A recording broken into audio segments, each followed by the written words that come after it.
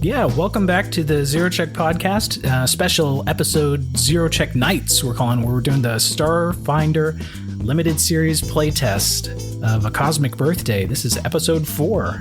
How are you guys doing? Pretty good. Feeling pretty good about Hank's power level as compared to the combatants that we're fighting. Yeah, that's kind of 2 encounters in a row, right? Where you just kind of did a whole lot of awesome stuff, right?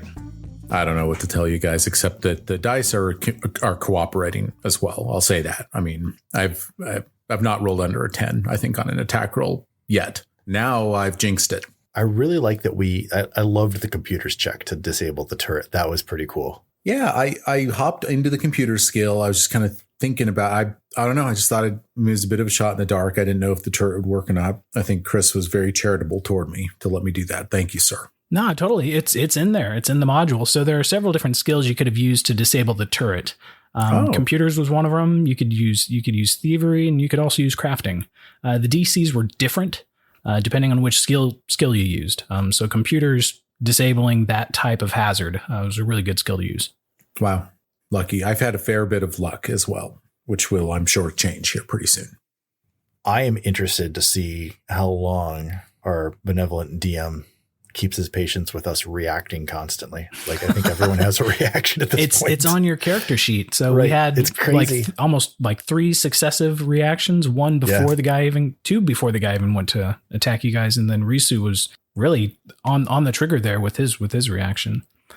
You know, putting myself in Chris's shoes as he's been running this stuff, the feel of these skills is a lot different than the feel of like the stuff that I've run up. You know, we're 6th level in Kingmaker right now, and I've never had so many reactions. And we're 1st level here with multiple. Every class, I think reactions are a lot more common at earlier levels, I guess is what I'm observing. Yeah, and I kind of like that everyone seems to have a reaction or be able to, do a reaction, because really at low level it seems like the fighter is really only guy who has a reaction at level 1.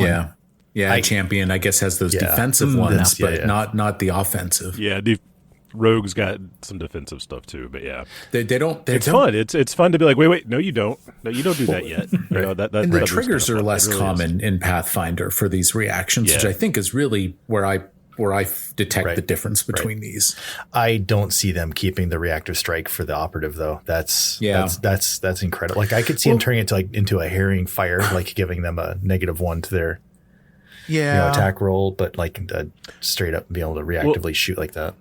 Mike, I don't know if you remember when we played Cobalt King, I pulled in some NPC that we were running, or some boss that had a reactive, like snapshot attack or something. Yeah, like whenever you get it was death for the group. Like, it was so hard to overcome, but like everybody having that in Starfinder, that's going to be, I don't know, it's going to be a lot, that ranged reaction. You know, and in Pathfinder 2, there's a ranged reaction right now. The Thaumaturge can do it. But the Thaumaturge is not an expert firearm, out of the box expert proficiency firearms focused class. So yeah, my suspicion is that I'm currently experiencing the golden age of operative right now, and it will end. Well, definitely roll with it in the playtest for sure while you got it. So we left off after you guys had tied up this Yosoki scavenger, and you decided to leave him with the tour group. I guess that's better than, taking him out to pasture like you did his friend. Yeah, executing him, dropping him off at the train station in Yellowstone. Yeah, exactly. And it's good to know that you guys are essentially good characters. I mean, Julian's all about like the karma of it, right? It's like if you kill somebody, you're creating more enemies. You're eliminating one, but that dude probably has friends and family that's going to come after you. So. Dr. Hillgood is very much like, he knows violence is necessary at certain times, and sometimes there's but should never be the first option. Like, we should always try and find other ways. Riso is emotionally unaware. Does it not register with him, like taking the captive? Or Riso's like, is it the mess? Is it the cleanup afterwards that you guys don't like? Like, what is it that you don't enjoy? I was sitting here thinking about what Hank Carlotta's body cam footage will show of the Yosoki encounter, right? So here's my memory of it, and let me see if you guys match this. So Hank comes up the ladder and then watches as Risu runs across the room on drugs, and bashes the head in of the first Yosoki, while Hank thoughtfully disables the turret. Thoughtfully.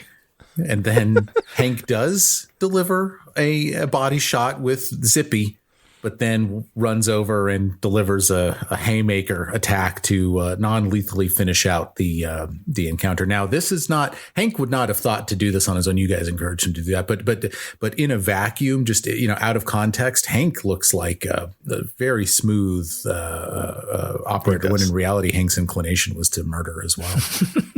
The anti-droid people are gonna make hay out of this video. Yes. Yeah. I don't think that Risu's first inclination is to murder. I just think he doesn't care if he does. Yeah. Like, it's like, okay, is this where we're going? All right, They were let's shooting go there. us to kill. They're threats. Yeah. Yeah. He shot me first. They started with the encounter. So the module calls for, as soon as a character goes up the ladder, they toss out this device. And that's what that perception check was, Bill, when you kind of climb that ladder to see where that came from. But they essentially tossed it out like a Pokeball, and this turret popped out of it. Yeah. Nice. This frost turret. Wow. So, yeah, So it's almost kind of like a snare device or something, or was it a hazard then? It was a hazard that they deployed. Oh, I just sort of thought it was another combatant. Yeah. Huh. Interesting. But yeah, it definitely behaved like a combatant, which is curious. It'd be interesting if that were to be an item that you could either craft, or you may come across one to reuse or any of that. In this case, that the frost turret was rendered inert and totally unusable after you disabled it there. Chris, it's been a pleasure playing in this game, by the way. I really enjoy your style of running this, and this has been, I'm enjoying it. Well, that's good to hear, because I'm having fun too, and it's kind of taken a bit to get used to back in the GM swing of things, especially with this new playtest system. So I'm glad you guys are liking it, and let's keep going. You're in this room here, and there's several paths to go. You've got one to the west, which is kind of a catwalk hallway looking thing. Similar to the north, you've also got catwalk hallway, and then also to, I guess, the northwest, you've got a double set of ladders that lead down. When you say a catwalk hallway, are these catwalks that are appearing to span over large open areas below? Yeah, they appear to do just that, but they are enclosed, meaning like normally you think of a catwalk as got like handrails and you can see over the side. You can see what you're walking over. These are almost like tubes or very Sky large bridges. air duct sky bridge type things. So like the complete opposite of Star Wars bridges that have no railings. This is completely enclosed. These are completely enclosed. Do they have windows you can see out them, or are these more like air ducts? More like an air duct, kind of a maintenance access tunnel thing. I'm too sexy for my shirt. The ladders are not what you do. Julian is of the school of thought of like always making in an exploration, making the same turn every time. So he's thinking. Julian walks in circles a lot. Kind of, yeah. He's an omni-turner. He's not an ambi-turner. Ambi-turner. Omni-turn. Yeah, I think he's looking at this just going straight to the west here. Like, let's kind of do the perimeter. Let's not jumble it up too much. Riza's going to look at Julian and be like, lead the way. I'll point down there. Check that door out. Check that door out. I'm leading. You go. All right. I'll march behind Risu. I'm searching, scanning everything that I can be doing. Yeah, so you're actively seeking. Go ahead and make a perception roll when you arrive at the door. Yeah, that's a 9 on a die for a 14. 14 total. You don't find anything special about this door. It's a normal pocket door that slides in. I'm going to press the button. Oh, it made a noise. Sorry. It's not going to get old. What is that in there? Fuck. Julian actually says that. What the fuck is that? It's a map. Those are worlds. Oh, look at you. Oh, I see. It's like a star map. Can I go Okay, in? Risu, as you open the door, your flashlight that you still have equipped kind of shines into this room. This large 3,000 square foot room is set up like a theater or observatory. A 10-foot wide platform with stadium seats line the room, while an egg-shaped console in the center of the room lies dark. So you come in this door and you are on a platform surrounded by these like theater chairs with stairs that go down into the room, and you also see this kind of lining the room. I'm going to turn around and wave Hank in because she's already right behind me. Sure. And then I'm going to walk around kind of the perimeter And so as you guys are entering the room and moving around, you notice a couple of things. One is a eerily similar looking kind of maintenance patrol robot that you kind of first encountered when you came in here. And he is kind of going in a square pattern by the door. There's also a door leading in here. And then there's a dragon drake looking thing closer to the egg-shaped console in the center of the room. And he's not really paying much notice. He seems to be minding his own business. Well, if he's not going to mess with me, I'm not going to mess with him. Can I observe the dragon drake thing and make like a knowledge check against? And can I also have conspiracy lore added to my sheet? Conspiracy lore, Please. No. I'll roll a. I'll try a nature check on this dragony looking thing. Not that Hank you knows can use nature. I think conspiracy lore comes with a -1 int modifier. Yeah, but on a natural 1, it gets converted to a natural 20 when you roll conspiracy lore. This is at a +0, 19 on the die. That's a 19 nature check from Hank Carlotta. 19 Conspiracy is a pass. Conspiracy lore. Well, there is no description of this, but you know this to be an electrovore. An electrovore? An electrovore. What is an electrovore? It has wings, but doesn't list a fly speed, but I'm going to give it a fly speed. So it can fly and kind of walk around on the ground. Oh, sure. So, yeah, you don't have a bestiary right now. You have the module, right? That's it. So it's got the entries in the module here. There's no description, but this is a flying dragon drake looking thing called an electrovore. So with that pass on your nature check, what do you want to know about it? You can learn a special ability, if it's weak to anything, if it's got immunities or resistances. Well, guys, my inclination is to ask for a special ability so we can figure out if it's got a breath. But if you want me to ask of a weakness, I'll do that instead. I think special ability, that's smart. All right, let's do that. All right, this thing can do a couple of different interesting things. One is a move called Siphon. So when it hits with one of its strikes, it is able to siphon life energy back into itself and heal itself. Whoa. Mima Carlotta warned me about these, he says. And with that 19, you also know it has another ability called Sudden Discharge. So it can unleash a shockwave of electricity that damage creatures in an emanation. An emanation.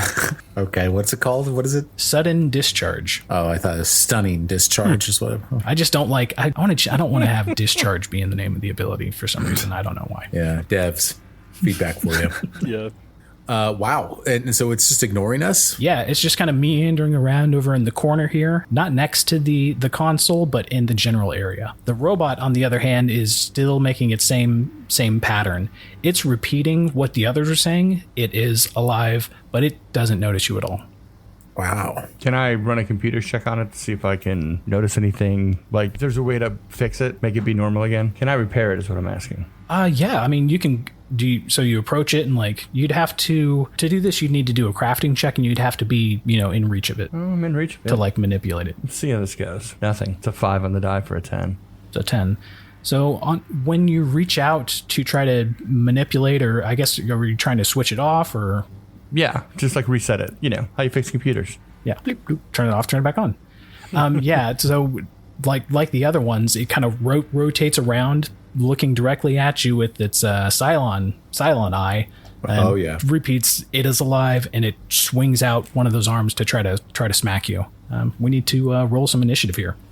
Alrighty. I forgot to say this for our last combat, but I am scouting, so we'll get the +1 bonus to initiative checks. Oh, nice. Okay.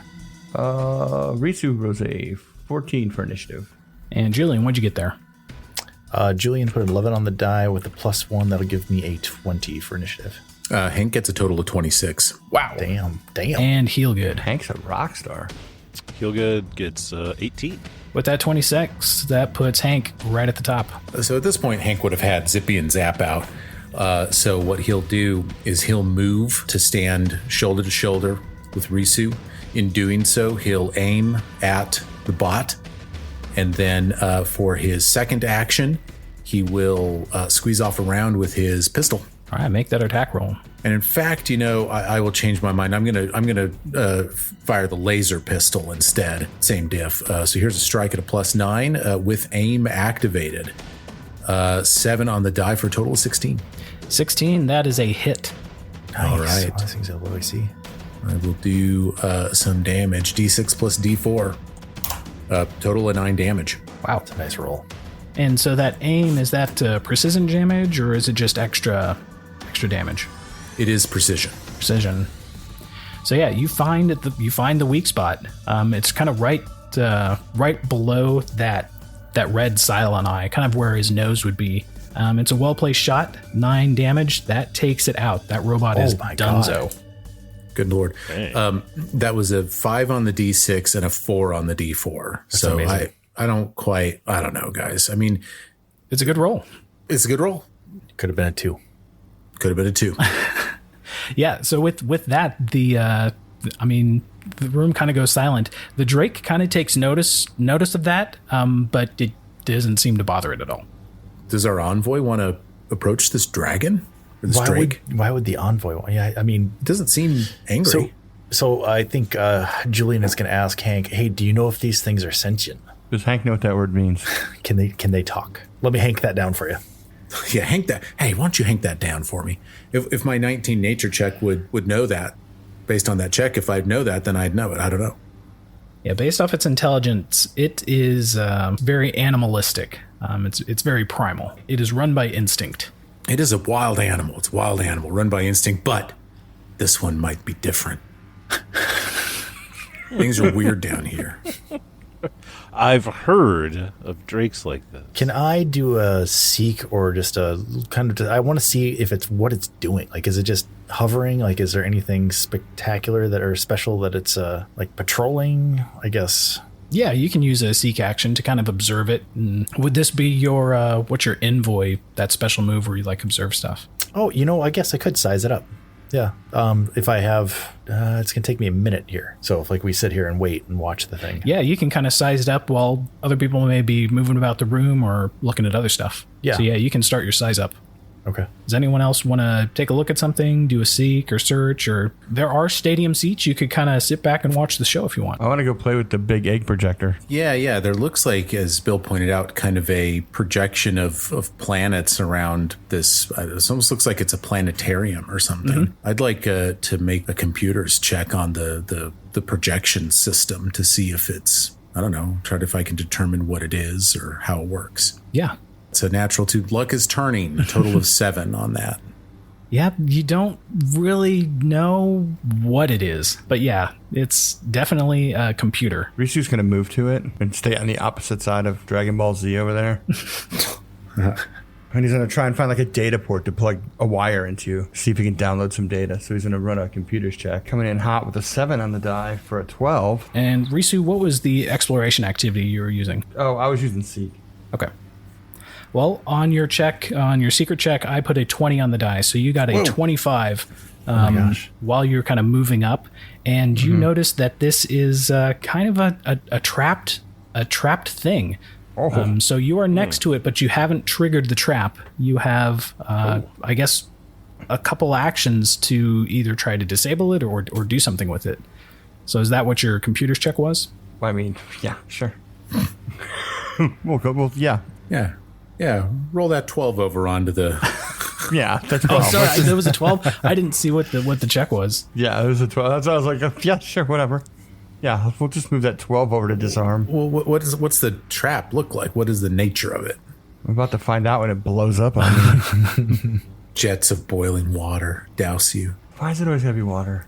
Yeah, so in the console, so it looks to be like a computer station. The egg is kind of a dome projector similar to a planetarium, and you're at the console. Kind of overlaid on the keyboard looks to what may be like an electric shock grid looking pattern. And as you begin typing commands and trying to turn it on or disable it, it goes off. That 12 just isn't quite good enough to make it. Tapping Alt F4 the whole time. I don't know if Heelgood wanted to react or.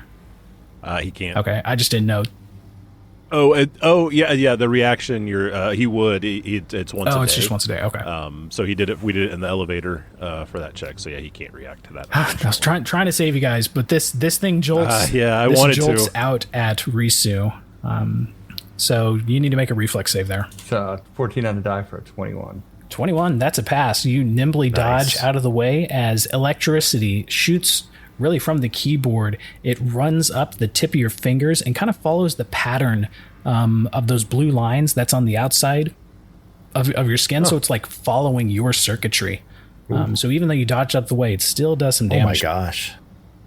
So you'll take half damage, put a 7 on those 2d6, so you will take 3 electricity damage. And as that happens, the electricity runs the course of your body and really out the top of your head, and it arcs and it hits Hank.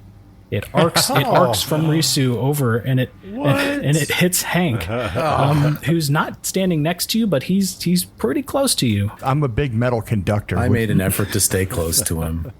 Can't help it. I love Risu. Need a save from from Hank on that one. All right. Let's see. 16 total. 16. It's close. Let's double check here. It's a tweener. Yeah, that's a pass. So you still pass, but it does a bit of damage to you. Oh my god! Whoa, A little bit higher on those 2d6, but 10 on there, so you will take half damage, 5 electricity damage. Jeez.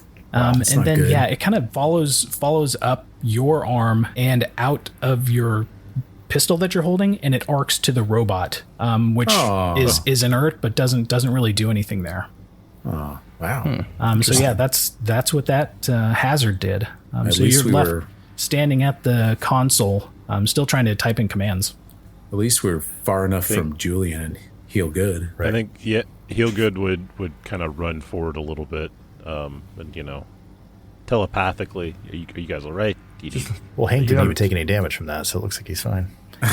So before Heal Good's able to run up there, the Drake reacts to what is going on there, and it starts revving itself up. It kind of pulls in some of that electricity that shot out from the console into itself, kind of like charging up.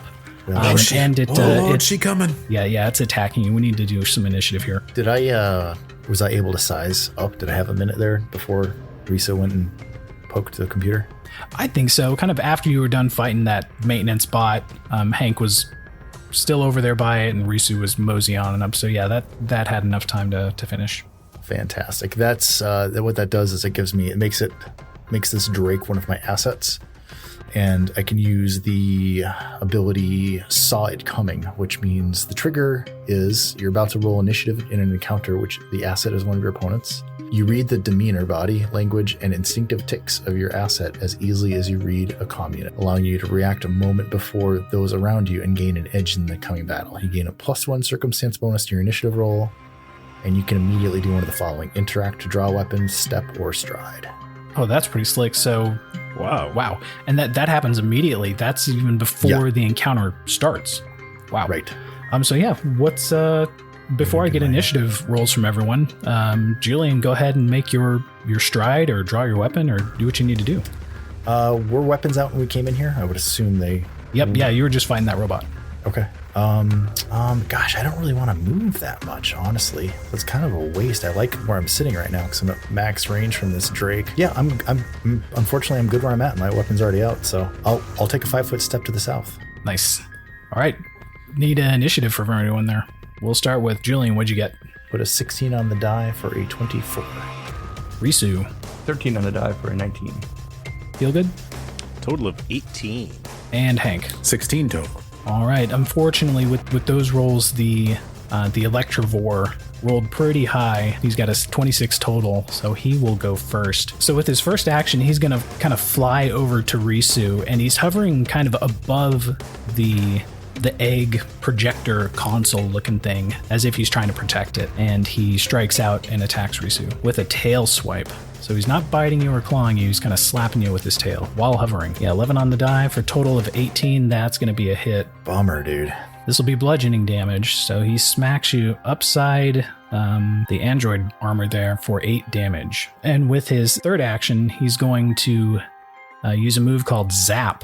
It's a ranged attack, and he's going to attack Hank. Oh, Zapper has become the Zappy. Put a 6 on the die for a total of 12. I think that's going to miss Hank. Yes, That will end the Electrovore's turn. Brings us to Julian. Julian is going to point at the Electrovore with his rifle and holler, "Get him!" And he's going to do the old get him. The old get him. And then he is going to fire with his rifle to... And so get him, that lowers the target's AC, right? Yes, it does. Yep. The creature takes a -1 circumstance penalty to AC and reflex save until the beginning of your next turn. And then I'll lead by example and take a shot at him. Cool. Yeah, so I've applied that to the Electrovore, so its AC is lowered, and then lead by example gives you extra chaw damage. It does, yes. Half my chaw. It's a 16 on the dice for a 21. Nice. 21 hits. Fantastic. Let's do some damage. 1d10 plus 3. It's a 9 on the die for 12 damage. That is a big hit on the Electrovore. It's hurt, but it's still flapping and flying and trying to protect the console here. That was just your first action. First 2 actions. Oh, first 2 actions. Gonna take another shot. See what happens here. I don't really think I have anything else I can do. Yeah, I'm gonna take another shot with the multiple attack penalty. 11 damage. Oh, damn. Another solid hit, and this thing is not looking too good. It doesn't fall from the air, but it's like kind of, if you can limp while flying, that is what's happening right now to this Electrovore. That's a good turn from Julian. Hank puts his guns down. That'll bring us to Risu, who is standing right next to the computer console and is in range of this Electrovore. So you can continue interacting with the console or go after this Electrovore if you want. Risu is going to look up in a binary assault action, which he's going to get a shot with the solar shot and a stab with the spear. As he turns towards this thing, his solar shot ability leaves his body and just kind of a blue ball hovers above his head. So now there's like a blue disc just kind of floating above his head that's just going to shoot at... That's cool. The thing with a 5 on the die for a 10. And that's going to be a hard miss. Oh. Even well debuffed, 10 is not going to do it. Then he's going to stab at him with his Spear of Destiny. a 17 on the die for a hit. Yep. So I think it's even higher than that since you don't need to add your map. Oh yeah. With when you're doing, it's kind of like the double slice. Oh. Either way, that still hits. That's 9 damage. And that'll actually be 10 damage because unless that adds the lead by example, because you get a circumstance. You'd have to put it on me, I think. So 10 damage. Yeah, 10 damage. As you thrust out your solar spear, you stab it kind of right square in the chest. And you kind of skewer it like a kebab. And so as you pull back the spear, it's still kind of stuck on there, and this thing is dead. You took it out. Wow. Poor noble animal. So three solid hits from you guys, and you took out Electrovore. When you stabbed it with your spear, there was no sudden discharge? No. Okay, just checking. No. Rizu's going to see that this thing is on his spear, and he's going to hold the spear, and he's going to sling this thing into the wall off of his spear. Oh my god. That's aggressive. Well, now that's just disrespectful. And he's going to keep fiddling with the computer thing. God. Dr. Hillgood's going to run down here and get within to where both of you are in range. Julian hasn't taken any damage, right? No. God, no. Okay, so and then he is in a 30-foot burst. He is going to cast Infusion. Nice. Whoa. And what that is you infuse the target's essence with healing energy. If the target is a willing creature, you restore 1d6 hit points. The target isn't temporarily immune for 10 minutes. Number of actions, So yeah, I'm doing the 3 action. So all bonded creatures within a 30-foot burst are healed for 1d6. Which I will This is a focus spell too, so that you can just. It is. What? Yeah. No, that's good. That's not a slot. Yeah. So and then after he does this, like this burst of energy, you guys feel 4 points of hit points better. Thanks. Whatever that means. And then he does this. He goes like, "Okay, guys." He's like, "I gotta rest." And then he walks back up here and just slouches down, obviously spent after he gave you the healing. The good healing. Slouches down where they The good healing. And Dr. Healgood gave you the good heals. And then he slouches down the chair. He's like, I'll be with you in a little bit. And then he just needs 10 minutes so he can get his focus spell back. Nice. So Healgood's up there kind of recovering after he just blew his spell all over everyone. Julian, it looks like you've kind of moved down over to where Risu slung the Drake against the wall. Yeah, I want to check this thing out. Like, Julian's not really happy to have put down an animal, but like it was attacking us and it was hostile, so he's like, all right, well. What you can do, yeah. Threat is neutralized. Yeah, so it doesn't have any like items or anything on it, but you can roll a nature or arcane check to see if you can learn anything about it. I'll roll a nature check for that. It's only 8 on the die for 14. Yeah, aside from... Dr. Healgood from... 17 total. Healgood from the balcony looking down. Yeah, so you're kind of armchair driving Julian's examination of the Electivore here, and you know kind of those abilities. I wish I had something to give you for succeeding there, but there's nothing. I think if it was a proper bestiary, we'd have more. We'd learn like how they congregate or what they do, or but this thing, why it's drawn to electricity. I have a feeling that it was put here as protection to the console, kind of like a biological security guard. I was thinking to me, I've gotten warped, pulled in here like everyone else did, just like randomly. Yeah, with you describing how it was like watching over the console and trying to protect it, and it's egg shaped. Yeah, and it's egg shaped. I was catching the vibe that it got pulled in here by whatever pulled in the tour group and the scalpers, and then it's like imprinting on the egg. Does Hank share this conspiracy with the rest of us, or is this just... Yes. Yeah, he does. Hank's like, here's what I think happened. I think I got pulled in here. It's obvious to me, and it's a little sad that it ain't obvious to you guys, but there's a lot of weird shit going on down here. This Drake got pulled in here by whatever the thing is going on, and it looked at that egg, big juicy egg, and it said, that's my big juicy electric egg. And so I don't blame it for acting within its nature. We had to take it down. It was him or us. Does Hank try to cut that thing up for meat? No. Hank, I swear, no. I don't think he's not a survivalist. I don't think he's a prepper. In fact, let's whip a little more characterization into Hank. Hank's a vegetarian. No, he's not. We would have known that by now. He would have told us by now. Yeah. Yeah. Yeah, you're right. Hank's not a vegetarian. I just want to make an observation that anytime we kill something, Bill wants to skin or chop it up. It's amazing. Yeah. We all have our own little quirks, I was just asking questions. How many skin suits are in your closet? You don't need to know that, Brad. It'll come out one day.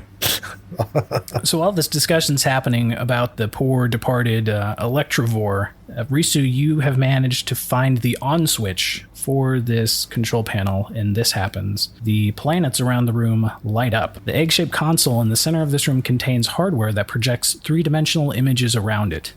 You've turned it on, and what you can make out here is a model of the Packed World system blooming into view, and it fills the observatory. Vivid representations of the planets spin lazily through the orbiting console, which glows like a miniature sun. So these planets appear to be rotating around the egg console, which is acting as a sun. The outermost planet flickers and occasionally goes dark.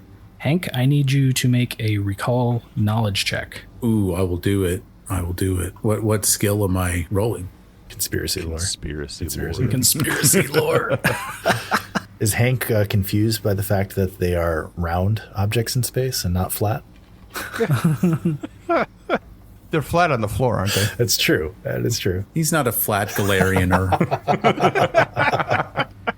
Occult. Occultism. Okay, Hank has some natural intellect. He'll roll this at a +2. Come on, Hank. Yes. No, it's a natural 1 for 3 total. Oh, man. Wait, what did he roll? He rolled a 1. I know, but that was on occultism? Yeah, so the outermost planet, you see it kind of flickering and then going dark in the projection. Hank takes his comm unit off his vest and he's like, I don't know what the fuck this is, but I'm sure there's something going on with this. That's what I think. Guys, points the camera toward you guys. What do you think? And, do you need to be trained on this for occultism or any other checks? No. 21, I think. Is that right? Yeah, 21 for occultism. 21 check. total. Again, So Healgood's kicked back in the chair and he's like, "Oh, Hank, buddy, I can't believe you don't know this." Yeah, so based on the shared vision that everyone had, you know this to be the planet Octurne. So in this description, that planet is kind of kind of flickering, and then sometimes it's dark and not part of the constellation of planets here. Hank, help me out here, dude. Octurne, the thing that we saw was octopus-like. Yeah. Do you think there's a connection? Absolutely. There's half of 8 of us. It all kind of fits together. That's right, half of 8. If you find another half of 8, it'll be 8. And 8's the same number. Someone find me a chalkboard and some string. Are you guys Julian hungry? walks over to Riso. It's like, hey, let's check this other door out. These guys are giving me a headache. Yep. So at the panel there, Riso, you've also discovered kind of a panel beneath the console. I'm getting in that gives you access to kind of the inner wiring and circuitry of the device. Can I plug my PDF into it? PDF, is that right? That's a file format. Your PDA. Your PDA. My PDA, that's it. Can I plug my Trio into it? Trio. BlackBerry. Your Palm Pilot. And download whatever's in there, and just so we can have it in case we need to come back to it. Yes. Make a computers check or crafting check. Hank narrates. He's like, Risu here. He's going to get the truth. For 21.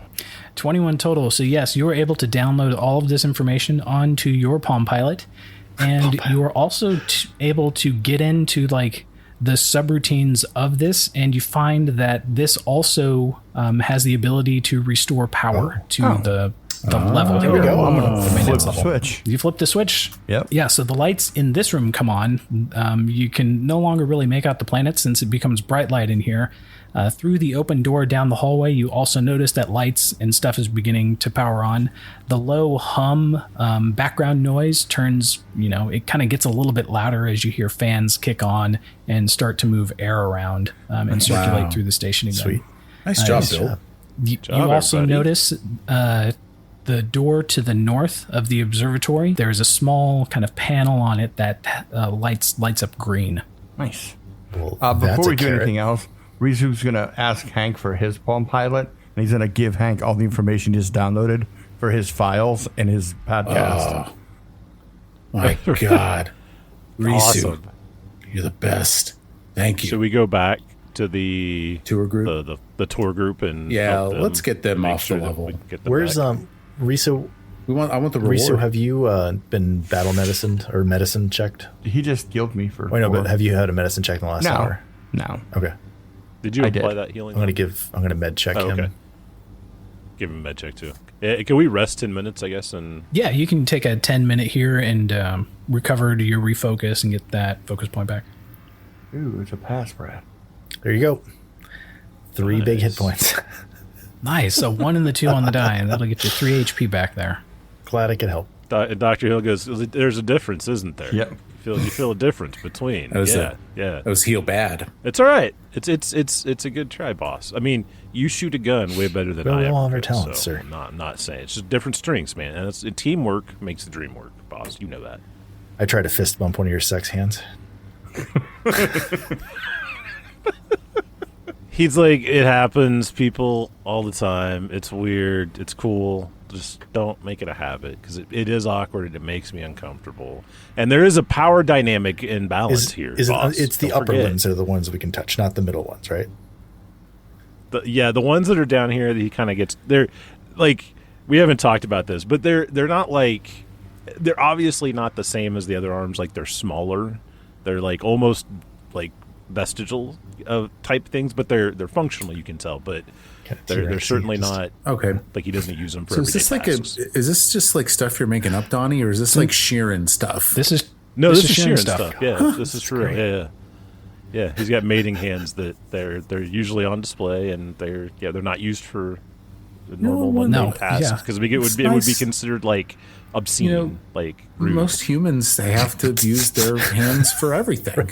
It's nice that you're able to, Got extra special pair hands. that Wish I had we mating don't. hands. Yeah.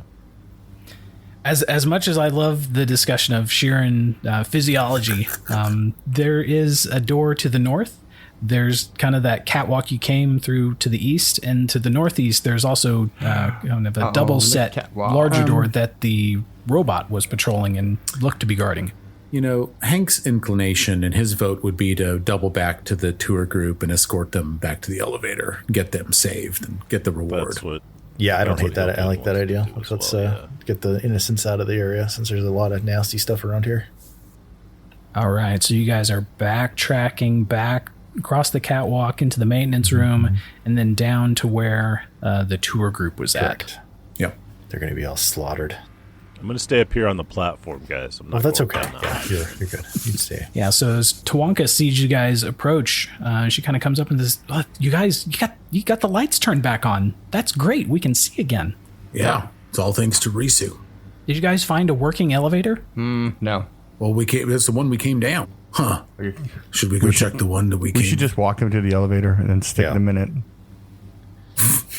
You can tell Risu's already over the group. By the way that Chris asked that question, I think that the elevator we came down is probably not working. No, we probably need to broken. If we were to go back and check that elevator, Mr. GM, would it be working? Yeah, so if you guys escorted the group back to the elevator that crashed down into the ground and the doors kind of busted and broke open, you would find that while the lights inside didn't turn back on, the doors themselves are still kind of ajar and like sparking and kind of what they're doing. The doors are trying to close like automatic elevator doors, but the thing that the safety trigger that keeps them, that reopens them, that keeps triggering. So it's kind of like oscillating back and forth, trying to close, but never happens. I think Julian would play it off like we'll do that and be like, God, what happened? It was working when we left it.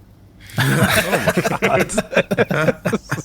It was in much nicer shape before we All right, so let's go back into the... Let's put them back in their little hidey hole. We'll find another elevator for you. Yeah, either that spot, or I'd say the observatory is a pretty good spot. There's more space because at this point there's 11 of those guys. Yeah, we'll take them into the observatory. There's chairs. There's probably some AC. Don't mind the dead dragon in the corner. You can eat him for food if you're hungry. The Sheeran, Bob and Hilgood share roll their eyes and telling stories about humans and asking about their mating hands. And cat folk. Not cat folk. Patra. What is Patra. Patra. All right, so where are we going? So there was a green light that blinked on this door to the north, and that's just a carrot that needs to be checked out, in my opinion, right? Yeah, there's a green light that blinked on that door. All right, let's go. Yeah, so the door to the north's got a panel on it that lit up green once the computer and the power was switched back on. Hank, you don't need stairs, buddy? Just fucking levitating up there? We're watching as the guys move their tokens around, and some are, rightly going up the stairs, around, and up to the door, and some people just kind of vault up onto the platform, which, hey. All right, Hank, you're first. Yeah. You go. It's like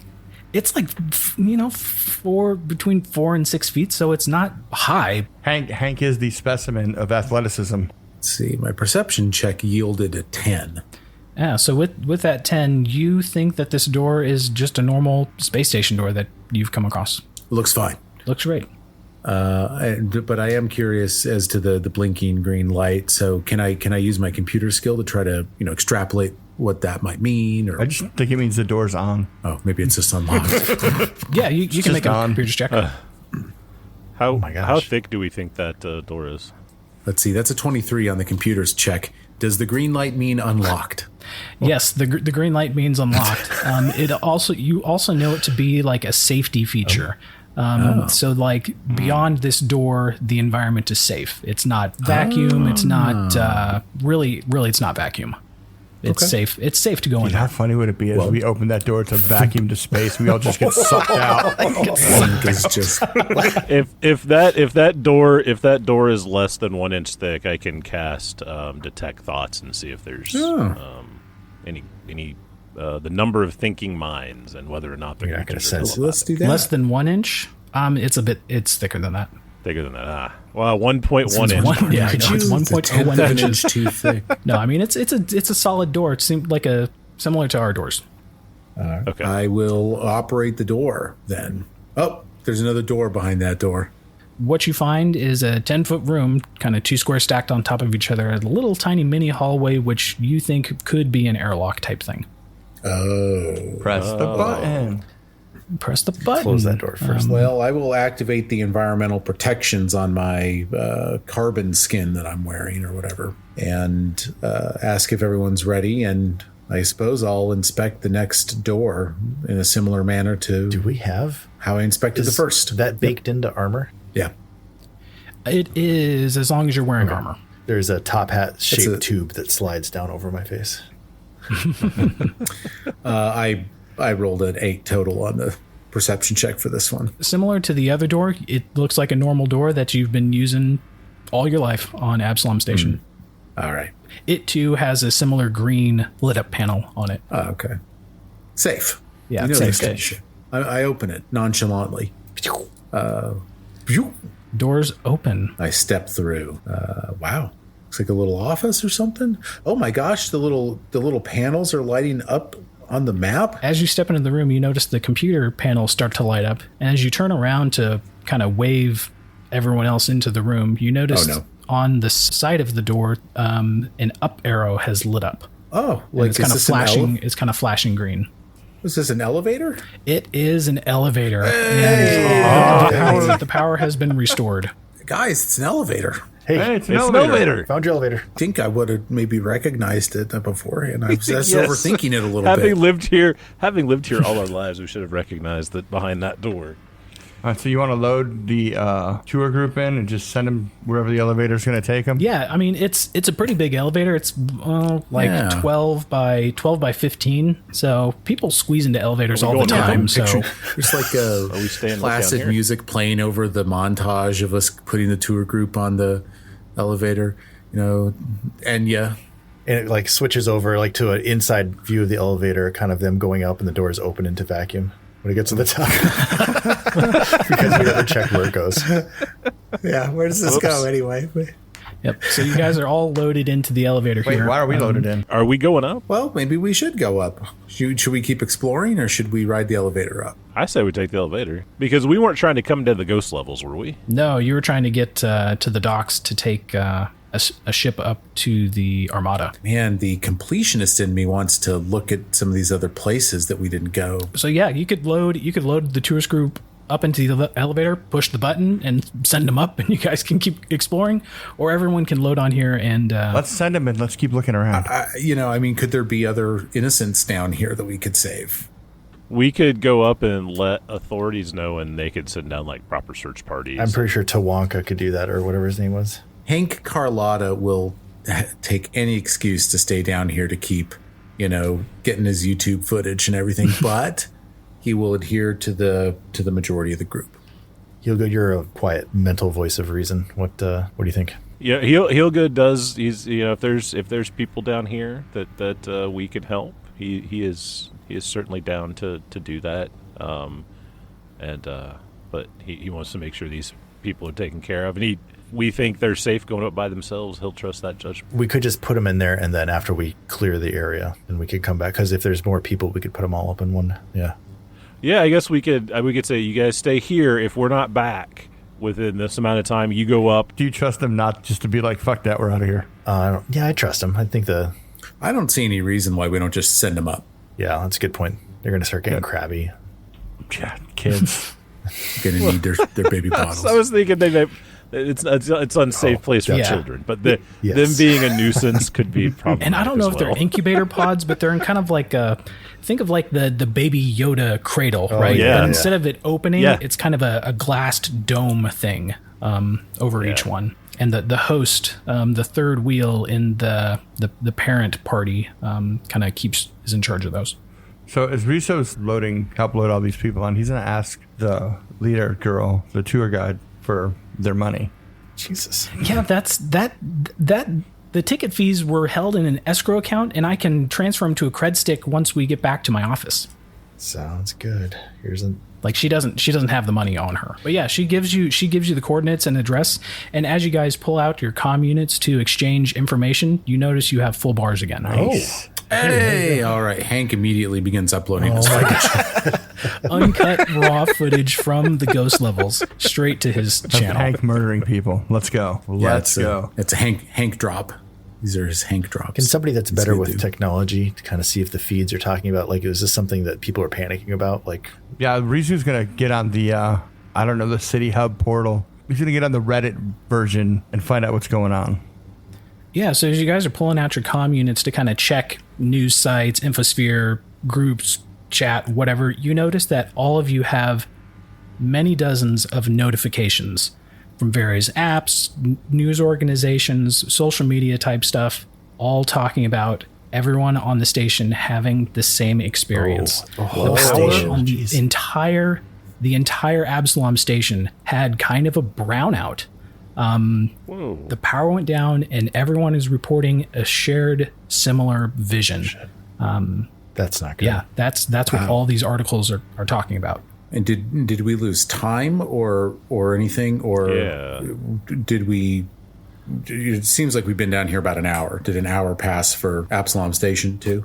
Was there the reports of people essentially teleporting? Like there have been sporadic reports of people not really teleporting, but getting, well, I guess you could use the word teleport. It wasn't like they were being teleported interstellar like, but all within Absalom Station, either from one level to another, one quarter to another. There's reports of, you know, a Vesk getting shifted into a Patra bar. So like someone from the Juicy Pickle went to the Kitty Cat Paws and got his ass kicked when he just showed up, right? So this kind of stuff has been happening all over the station. And just to kind of remind everyone, the station, it's enormous. There are billions with a B people living on the station. So a shared experience like that is a big deal that happened. Yeah. Wow. And so, yeah, you guys kind of missed out on a lot of it. So that's just a small example of like this guy getting transported to a random spot and getting beaten up. But I mean, you can imagine looting happening, all kind of civil unrest is going on. There's no like big music festivals that just break out. Like there's no positives that come out of this whatsoever, right? Ass kicked. I mean, there could be, but that's not really in the top of the headline. We're not in the top of the headlines right now. I want to change perspectives, and I want to learn about the Vesk that got his butt kicked at the Patra bar. That's I'm going to think about that Vesk every day.